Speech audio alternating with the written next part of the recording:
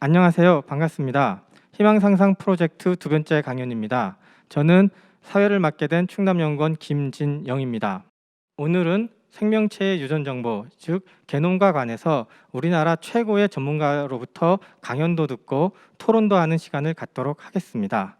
울산과학기술원 박종화 교수님을 모시도록 하겠습니다. 여러분 힘차게 환영의 박수를 부탁드립니다.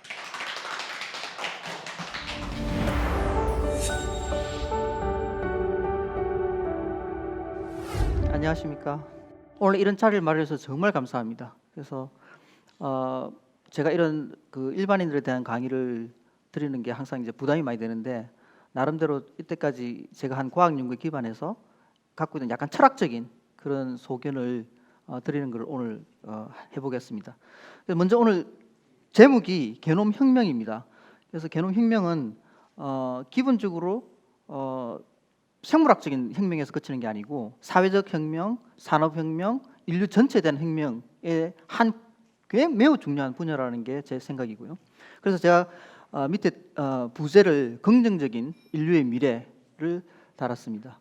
먼저 결론적으로 말씀드리면 게놈 혁명을 통한 인간 삶의 혁명이 온다라는 겁니다. 근데 이거는 저는 이 우주에서 제일 큰 사건이 이 지구상에 일어난 게 뭐 다른 행성에서 일어날 수 있겠지만 게놈을 인간이 읽기 시작한 거라고 생각합니다. 그래서 저는 이 지구의 역사는 둘로 나누려 하면 게놈을 읽을 수 있었던 시대 전과 후 이렇게 나눕니다.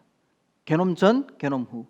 여기서 게놈이라는 게 어떤 의미냐면 우리 존재, 생명체가 인지 능력을 가지고 이 우주를 바라볼 수 있는 이 존재에 자기 자신을 완벽하게 들여다볼 수 있는 그 도구를 얻게 된 겁니다. 데이터를 얻게 된 거죠. 그래서 제가 보기에는 산업혁명, 물의혁명, 정보혁명, 컴퓨터혁명 이런 거 모든 걸 능가하는 어마어마한 사건입니다.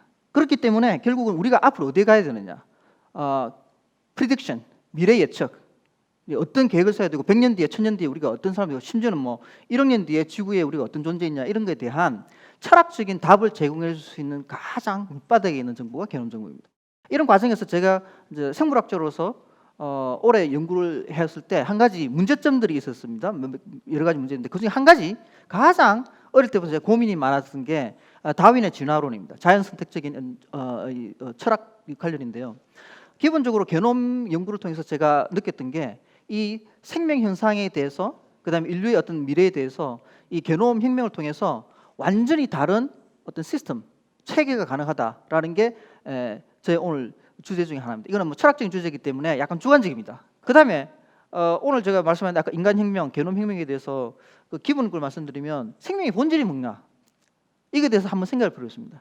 우리가 뭐 게놈 어쩌고 하는데 생명의 본질은 여기 보이시면 맨 DNA 중간에서 BDNA에서 시작해 쭉 들어서 세포, 개체, 집단, 사회, 지구, 우주, 그래서 전체 우주까지 가는 이런 어떤 큰 사이클에 생명의 한 영역을 차지하고 있는데, 저는 개인적으로 이 생명의 본질이 단순한 번식하는 지구상의 이런 존재를 넘어서서 정보를 처리하는 어떤 피드백 룹이 돌아가는 생명 처리 스위치 같은 거가 생명의 본질이라고 저는 개인적으로 생각합니다. 굳이 그림으로 그려야 된다면 도식화하면 이런 겁니다. 근데 이것들의 신호가 처리하는 과정이 굉장히 복잡합니다.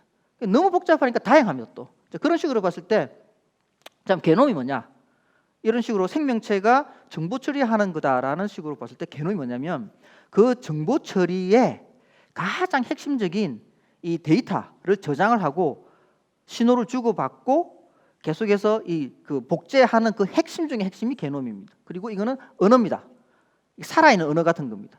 그래서 그 정보 추리고 수학적인 이 끊임없는 다양한 신호 처리를 하기 위해서 다양한 형태의 생물을 만듭니다. 그래서 생명체의 다양성이 이렇게 어마어마하게 복잡합니다. 재밌게도 옛날에 박테리아가 생겼으면 박테리아가 나중에 사라지는 게 아니고 그 박테리아는 계속 남습니다. 그중에 멸종된 것도 많지만 그래도 그 어떤 그 역할을 계속 하고 있습니다. 지구에 바이러스, 박테리아 사라지면 아마 인류는 절대 존재 못할 겁니다. 완전히 망할 겁니다. 다 다 존재합니다. 그러니까 층을 이루면서 계속해서 뭔가를 축적해가면서 시스템을 하나의 거대한 덩어리로서 같이 가는 거죠. 엮여 있는 겁니다. 그러니까 우리가 남이 아닌 겁니다. 바이러스도 우리가 남이 아닌 겁니다. 우리 몸의 바이러스 여러분들 8%는 아예 그냥 바이러스 게놈이거든요. 그냥 여러분들은 8%는 그냥 바이러스인 겁니다. 그냥. 근데 이 신호 처리를 하는 이 과정들이 그럼 어떻게 해서 저렇게 다양성을 만들어냈냐를 다윈이라는 사람이 월러스라는 사람하고 모델을 하나 만들었어요. 이게 뭐냐면 이렇게 자연에서 무작위하게 이렇게 무작위하게 그 동그란 그 세모, 네모 이런 어떤 변이들이 생깁니다. 생기면 이 무작위한 것들이 자연에서 자연스럽게 선택이 됩니다. 아니면 자연이 선택을 하는지 뭐 의미가 어떻든 간에 선택을 하는데 그 중에서 제일 맞는 놈, 이 사각형 요거 맞는 놈만 딱 이렇게 선택을 해주면 선택받은 것이 또 새끼를 치고 해갖고 이렇게 된다. 이런 자연 선택 논리입니다. 이게 생물의 그 유일한 어떤 원리이고요. 철학이기도 합니다. 근데 이게 200년 전에 나와가지고 지금 여러분들은 좋든 싫든 사실은 이 적자생존, 다윈의 그 적자생존에 의해서 여러분들이 그 인생을 살고 있습니다. 이 다윈의 진화론인 거 보면 문제점이 뭐냐면 진짜로 생명체가 그럼 우리 인간이 뭐예요? 라는데 답이 없습니다. 그래서 저는 이제 거기서 이제 약간 패러다임을 바꾸면 자연 중심, 우리가 흔히 말하는 아까 순수 자연, 깨끗한 자연, 뭐 화성 같은 그런 산소 같은 자연 이런 거를 좀 플러스나서 인간적인 자연을 한번 생각해 보면 인공적이고 인간적인 이게 사실 오히려 훨씬 더 자연스럽지 않냐라는 이제 제가 질문합니다. 그리고 생명체는 미래를 적극적으로 예측을 합니다. 아까 제가 생명체는 계산체라고 그랬지 않습니까? 수동적으로 그냥 선택되어지는 그런 게 아니라 훨씬 더 적극적으로 환경을 센싱을 하고요, 감지를 하고 머리를 굴려가지고 바뀌고 적응하고 또 그거하고 환경을 심지어 만들기까지 하고. 그래서 미래 인간은 어떠냐? 제 생각에는 비싼 인간입니다. 세상에서 가장 비싼 자원은 인간입니다. 그러니까 여러분들이 자신이 얼마나 소중한 걸 알아야 됩니다. 적자 생존이라 하면 센 게 우월한 게 뭔가를 그거 밟고 올라가서 선택되고 이런 그런 철학입니다. 그게 일부는 맞습니다. 경쟁적인 것도 있고 맞죠. 어떤 군데군데 맞는 것도 있고 그게 오로지 틀린 건 아닙니다. 하지만 전체적인 큰 틀을 보면 그거에 더해서 서로 같이 해결하고 같이 갈 수 있는 게 있다라는 거예요. 그래서 제가 이제 마지막 슬라이드인데요. 청년들에 대해서 제가 이제 이런 과정에 대해서 서머리를 하면 이런 겁니다. 첫 번째, 긍정적으로 생각하시고 남이 부정적으로 뭔가 잘못되기 때문에 해야 된다. 살아남으려면 독해야 된다. 아닐 수도 있다라는 겁니다.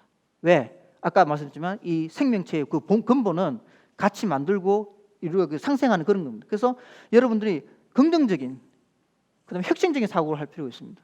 그다음에 진짜 자기가 하고 싶은 게 뭔지 있어야만 된다. 그래서 옛날에는 자기가 하고 싶어서 어디 가서 그런 직업 구하는 건 없었습니다. 그냥 사회에 지금 뭐 필요한 조선소 사람이 쫙 필요하니까 조선소 가는 겁니다. 돈 벌기 위해서.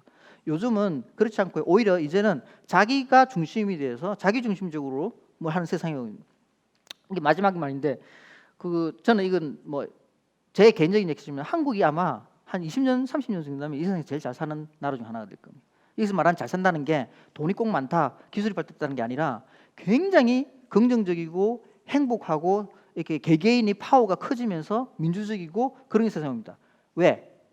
아까도 말씀드렸지만 우리 자신을 아는 인류 생명체가 뭔지, 내 자신이 뭐고 내가 뭘 좋아하고 뭘 원하는지 이런 걸 알게 되는 그런 세상이 오게 됩니다. 그 세상의 핵심 기술이 뭐냐면 게놈 기술입니다.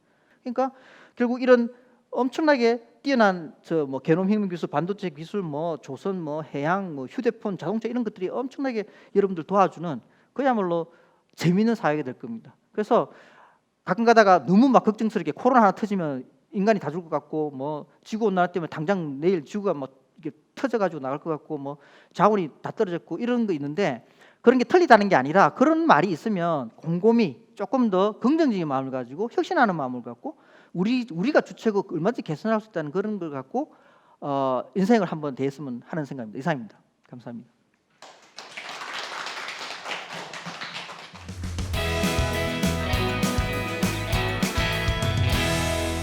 여러분 강의 잘 들으셨나요? 네. 그럼 우리 자유롭게 얘기를 해보는 시간을 갖도록 하겠습니다. 2018년도에 중국에서 유전자를 편집한 쌍둥이 아이가 태어났다는 소식을 제가 접했는데요. 교수님, 정확히 유전자 편집이 뭔가요? 유전자 편집은 여러분들의 몸속에 있는 DNA, 유전 정보를 이렇게 실제로 바꾸는 걸 말합니다. 옛날에는 이런 걸 바꾸는 게 어려웠는데 최근에 이제 기술이 확 좋아져 가지고 작년에 노벨상을 받았죠. 여자 두 분이 노벨상 받은 게 유전자 편집이라는 굉장히 정밀한 기술이 나와서 바꾸게 된 겁니다.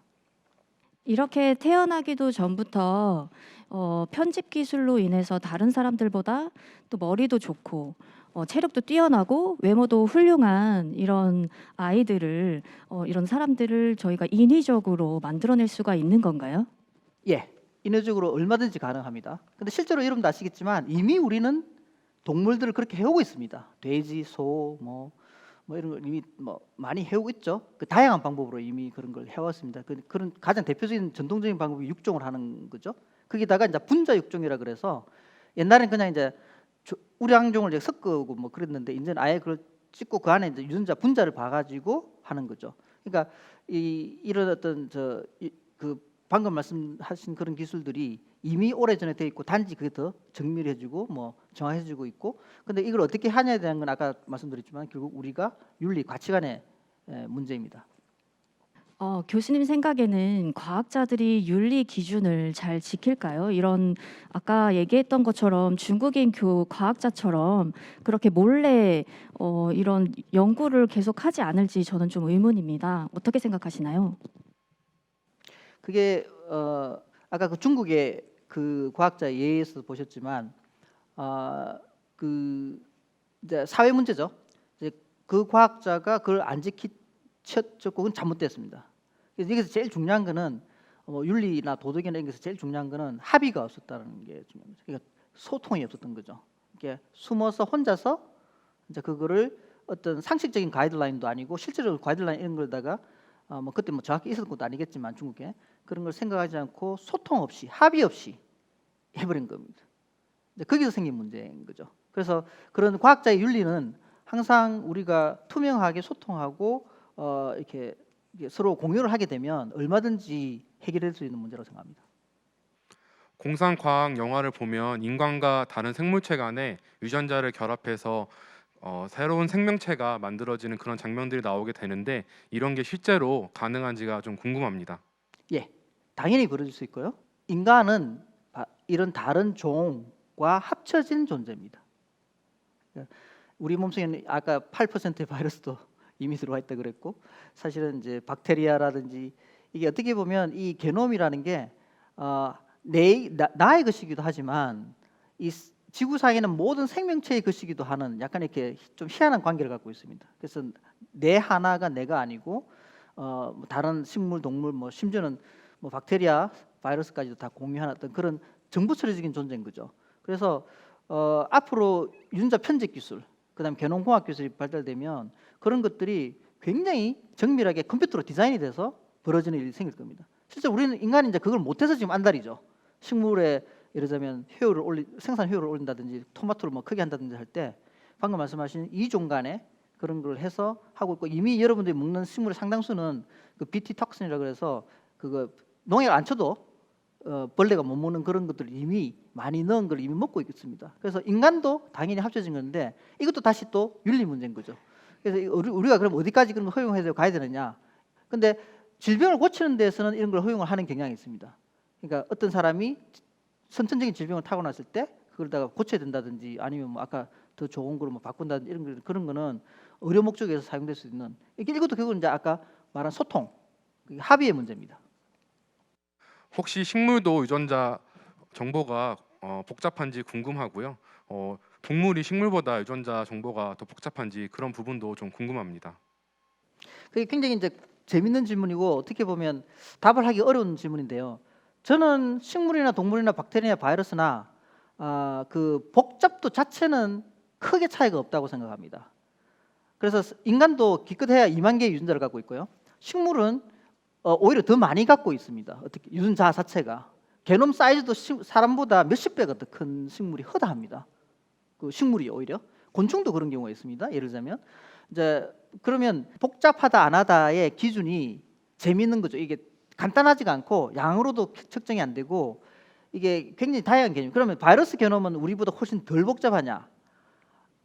사실은 그 게놈 자체의 복잡도만 보면 인간 게놈보다도 바이러스 게놈이 저는 더 복잡하다고 생각합니다. 왜냐하면 그 짧은 서열 안에 오만 걸 이렇게 꾸겨 넣어가지고 굉장히 이렇게 복잡하게 해놨거든요. 희한하게 해놨습니다. 거기 보면 이제 막 유전자도 한 서열에서 여러 개가 나오게 만들고 막 이런 식으로 그걸 보면 수학 공식처럼 굉장히 복잡하게 돼 있습니다. 자, 그렇게 따지면 이게 단편적으로 식물이나 동물이나 이게 더 복잡하냐 더 많냐 이런 거는 뭐 거의 철학적인 질문인데 저는 그렇게 생각합니다.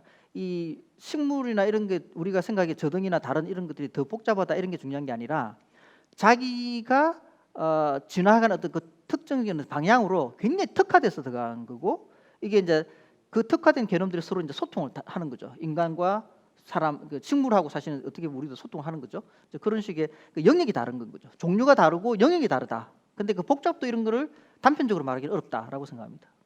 코로나19 백신이 개발되어 우리나라에서도 이미 접종을 시작을 했는데요.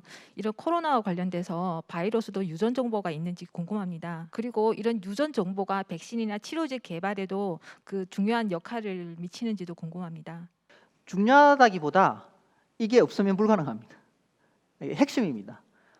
이제 게놈 정보가 있어야만 그 게놈 내에서 백신 타겟 표적을 어디로 할지 정확하게 우리가 알 수 있고 그 어떤 단백질을 이 코로나 바이러스가 만드는지를 보고 그 화이자 같은 거 보면 mRNA라 그래갖고 메신저 RNA라는 거를 통해서 이렇게 넣어가지고 발현시켜서 어쩌게 복잡하게 이렇게 이제 그 항체를 만들게 하는 그런 이제 역할을 하는데 면역을 만들게 하는데 그 과정에서 우리가 그 게놈 서열을 몰랐다면 그 디자인하는 사람들이 뭐 불가능하거나 아니면 아주 오랜 시간이 걸려서 경험적으로 했었어야 될 겁니다. 스크린이라 그러는데 근데 우리가 게놈을 알기 때문에 그야말로 컴퓨터에 들어가고 딱 디자인해서 백신 딱 만들어서 뭐 신문에 나와 보니까 2주 만에 만들었다. 뭐 심지어는 어떤 거는 뭐 3일 만에 뭐 디자인을 했다. 그다음에 2주 만에 만들었다 이런 게 신문에 나왔지 않습니까? 그게 이제 믿어지지가 않을 것일 텐데 게놈이 있었기 때문에 그럽니다. 그래서 코로나 바이러스는 게놈이 있고요. 단지 이제 우리하고 약간 다른 RNA 게놈이고 바이러스든 뭐든 생명이라고 지구상에 있는 생명은 공통적인 게 다 게놈을 갖고 있습니다. 지구상에는 게놈이 없으면 이거는 거의 이제 생물학적으로는 생명체가 아니다라고 할 정도로 갖고 있고 그거에 의해서 백신, 치료제, 진단 키트가 다 만들어졌습니다. 또 들은 바에 의하면 특정인의 DNA를 분석을 해서 그 사람이 20년 뒤에 어떤 질병에 걸릴 것인지를 분석할 수 있다고 하는데요. 그 예측하는 방법이 궁금합니다. 예를 들자면 우리가 아시겠지만 어떤 특정한 희귀 질환을 갖고 있다. 뭐 조로증이라든지 특정한 어떤 희귀 질환이 있으면 알죠. 수명이 이 사람은 보통 한 20세 되기 전에 사망한다. 알죠. 그러니까 그죠. 예측을 한 거죠. 근데 그건 극단적인 예고요. 그 극단적인 예에 또 거꾸로 쭉 다른 측에 보면 우리가 뭐 그 나중에 당뇨에 걸릴지 안 걸릴지 이런 거는 굉장히 복잡합니다. 희귀 질환은 굉장히 쉽게 예측이 가능하고 당뇨같이 성인병 이런 거 심장병 이런 거는 예측이 어렵습니다. 자 그러면 우리가 게놈을 희귀병일 때는 게놈 분석 탁 하면 탁 답이 나옵니다. 아 이거는 무슨 신드롬인데 보통 수명 평균 이 정도고 당신은 여기 잘못됐으니까 아주 악성이라서 수명이 더 짧을 거다 길 거다 이런 걸 이제 당연히 알 수 있죠. 극단적인 케이스. 그러면 모든 질병은 요 사이에 있는 겁니다.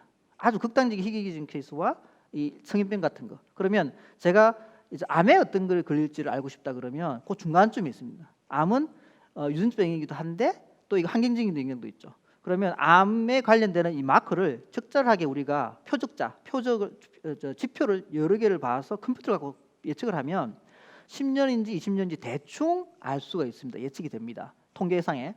그 얘가 안젤리나 졸리죠. 안젤리나 졸리는 그런 걸 자기가 엄마하고 이모가 그러니까 가져와서 보니 그 의사가 지금 제가 기억하기로 한 10년 안에 당신이 뭐 10몇 년 안에 난소암이나 뭐 유방암에 걸릴 확률이 뭐 80몇 %예요라고 예측을 한 거죠. 그죠? 그래서 예측도 됐고 이제 그 치료를 한 케이스죠. 그래서 말씀하신 대로 게놈을 정밀하게만 알면 20년 뒤까지도 예측할 수 있을 겁니다. 단지 그렇게 하려면 엄청난 빅데이터가 필요하고 게놈 데이터들이 모여야 되고 엄청난 컴퓨팅 파워가 있어가지고 이거를 AI를 써가지고 막 계속해서 정밀하게 분석해야 되는 거죠. 그래서 제가 이제 이런 질문 나올 때마다 하는 게 여러분들이 개인정보도 중요하고 우리가 프라이빗 다 중요한데 이런 정보를 다 이렇게 어떻게든 공유하고 해서 미래에 이제 후손들은 이런 정보를 할 수 있도록 이렇게 좀 기부를 해달라, 정보도 기부를 해달라라고 요청 많이 드립니다. 저도 언젠간 텔로미어라고 유전자 관련해서 이것이 짧아지는 것이 노화와 관계가 있다고 들었는데 인간이 이것을 길게 하면 좀 오래 살 수 있는 건가요? 예. 그래서 좀 길게 설명드리면 텔로미어는 여러분의 세포가 분열을 하면서 어쩔 수 없이 짧아질 수밖에 없는 거고 이게 노화의 지표입니다. 그래서 지금 나이 드신 분은 이게 짧습니다. 지금 여기 계신 분들이 그 젊은 분들은 길고 그래서 연구자들이 이걸 갖고 와서 특히 쥐나 이런 실험 동물에 가지고 이걸 억지로 늘렸습니다. 강제적으로 늘리니까 아니나 다를까 근육병이 사라지고 아니면 늙었던 어떤 그런 현상들이 줄어드는 그런 게 이제 보이는 거죠. 이게 증명이 된 겁니다. 이게 지표이기도 하고 이게 어떤 그 기능도 하는 거죠. 그러니까 이게 노화가 됐다라는 걸 말해주는 어떤 이게 그냥 숫자이기도 한데 또 길게 억지로 늘려버리면 이거 기능도 해가지고 또 젊게도 만드는 겁니다. 그래서 텔로미어 말씀하신 것도 이것도 하나의 유전자입니다. 그래서 특정 유전자가 이 노화를 말도 해주고 또 노화를 거꾸로 가게 하는 어떤 기능도 갖고 있는 케이스인 겁니다. 사회자인 제가 질문을 좀 드리겠습니다. 저희 충남연구원이 공주에 위치하고 있습니다. 근데 공주에는 석장리라고 하는 유명한 유적지가 있습니다. 그런 것들을 봤을 때 과연 제가 궁금한 것은 석장리의 유해나 유골 그런 것들에서 DNA라든지 게놈을 추출해서 현재 충남인 더 나아가서는 대한민국 국민 이런 DNA랑 비교를 해서 어느 정도로 영향을 주든지 발전을 했는가 그런 것들을 연구할 수 있는지 그리고 또 하나는 우리 충청남도의 경우에 백제문화권이라는 자부심을 많이 가지고 있는데요. 그러면 과연 백제문화권이 일본에도 영향을 미쳤다라고 많이 말씀들을 하고 있는데 그러한 것도 DNA라든지 게노մ 연구로서 연구가 가능한지 그리고 세 번째로는 충남이 이제 역사를 많이 봤을 때 특히 근현대사에서 봤을 때 항일의병이라든지 민족운동을 하시는 분들이 많습니다. 그런 것들이 과연 DNA라는 기작을 통해서 현세에 영향을 미칠 수 있는지 과연 다른 지역과는 어떤 차이점이 나타나는지 그러한 것들을 과연 밝힐 수가 있는지 그러한 것들이 궁금합니다. 예, 굉장히 이제 중요한 질문이신데 이제 어려운 질문이라서 제가 답을 이제 잘 하기는 이제 쉽지 않을 것 같은데 첫 번째 석장리라든지 이 충남 충북에 보면 석회 동굴이 많고요. 이게 산성 토양보다는 이제 그런 어떤 알칼리성 토양 있는 곳들이 많아서 그 고인굴들이 많이 나올 수 있습니다. 그래서 고인굴들을 뽑아서 DNA를 추출하면 우리 조상을 다 알 수가 있습니다. 조상도 알 수 있고 이 조상이 어디서 왔는지 아니면 오래 전부터 여기 있었는 건지 아니면 섞였는지 그다음에 이제 일본으로 넘어갔는지 이거를 굉장히 정밀하게 알 수 있습니다. 거의 이거는 역사책 적은 것보다 더 정확하게 알 수가 있습니다. 그래서 그 충남연구원이나 아니면 충남에 계셨던 지자체에서 이런 데서 박물관하고 힘을 합쳐가지고 그 샘플들을 어느 정도 파괴를 해야 됩니다. 그래서 좀 파괴를 해서 게놈 연구를 하면 이거는 단순한 충남 연구가 아니라 대한민국 전체에 엄청난 임팩트를 갖고 오고 이게 정체성의 문제거든요. 아까 게놈이 제일 중요한 게 결국 정체성, 내가 누군지를 아는 건데 우리의 뿌리를 진짜 정확하게 알 수 있는 거예요. 그러니까 제 생각에는 아마 충남역에서 그걸 하면 최소한 한 4, 5만 년 전부터 그 역사 선사에 대한 것들이 나올 거고 그게 어떻게 섞였는지 그다음에 일본에 어떤 영향을 줬는지 굉장히 정확한 데이터들이 나올 겁니다. 그래서 그 충남은 특히 이제 좋고요. 그다음에 그런 걸 잘하기 위해서는 저는 이제 게놈 연구단 아니면 충남도민의 어떤 게놈 사업 이런 것 해서 일반인들이 아까 그 유전자 예측 이야기도 하셨는데 복지적인 측면에서도 건강검진도 받고 자기 게놈도 하고 그걸 이제 이렇게 알고 이게 나중에 이제 미래는 그렇게 될 겁니다. 병원에 가서 건강을 훨씬 잘할 수 있는 내 조상도 알고 내 뿌리도 알고 그다음에 내 어떤 몸 게놈을 잘 일해서 할 수 있는 그런 그 고대 및 현대인의 충남인의 게놈 사업을 하면 방금 말씀하신 그런 것들이 저절로 이제 해결될 거고요. 그다음에 저희도 이미 사실 연구를 하고 있는데 한국하고 이제 가야나 백제나 이제 일본하고 이런 거 굉장히 재밌습니다. 그러고 이제 이런 것들이 잘 되면 결국에는 제 생각에 동북아의 평화에 굉장히 크게 기여할 거라고 생각합니다. 특히 이제 백제가 보면 굉장히 재밌지 않습니까? 이게 한반도도 중간이고 이제 일본에도 영향을 많이 미쳤다 그러고 그다음에 또 심지어는 저 중국 쪽에 관계가 많았지 않습니까? 그래서 우리가 충남 쪽에 이걸 고대부터 현대를 잘 분석해서 인구도 이렇게 잘 분석해서 하면 이 동북아의 옛날 지난 몇천 년간의 그 새로운 어떤 그 이 인식을 제공하고 그 한중일이 진짜 어떻게 보면 더 과학적으로 이렇게 이제 옛날에 어떤 그 고통들을 과거사를 이제 극복하는 그런 과학적인 데이터를 주는데 충남 지역이 굉장히 중요할 거라고 생각합니다. 진짜 개인적으로 그렇게 생각합니다.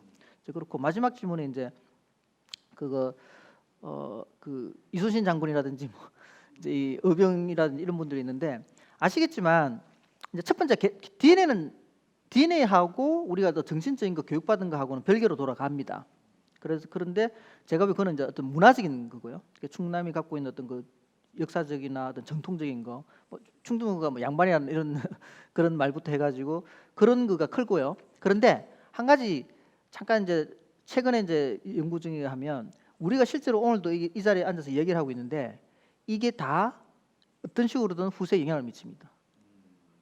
그래서 이제 쥐를 가지고 실험을 하면 쥐에다가 어떤 약이나 고통을 주거나 뭐 어떤 자극을 많이 주면 그 기억이 희한하게도 다음 세대에 전달이 됩니다. 다르게 말하면 우리가 생각하는 문화적인 거, 우리가 태교한다 그러지 않습니까? 태교한다는 거, 그 다음에 뭐 이게 반농담삼인지 모르겠는데 이제 도덕적으로 엄마 아빠가 행동을 잘해야지 자식들이 그래 된다, 유전이 된다, 뭐 옛날에 이런 식으로 그랬는데 실제로 그렇습니다. 다르게 말하면 우리가 어떤 바른 생활을 하고 어떤 바른 의식을 가지고 상호작용도 인간 그걸 하고 그런 사회를 만들고 그러면 그 후세들이 그거를 에피게놈이라 그러는데 이게 후성 유전체하고는 외 유전체라 그러는데 이게 실제로 전달이 됩니다. 그래서 뭐 우리가 굶으면 굶은 것도 이게 유전이 됩니다. 그다음에 뭐 행동하는 거, 스트레스 받은 거 이게 유전이 됩니다. 그러면 다르게 말하면 이 충남이 갖고 있는 문화적 유산도 재밌게도 옛날에 이게 불가능하다고 생각했는데 다윈 시대에는 이건 말도 안 되는 거거든요. 그래서 다윈이 틀린 이유 중에 하나도 이겁니다.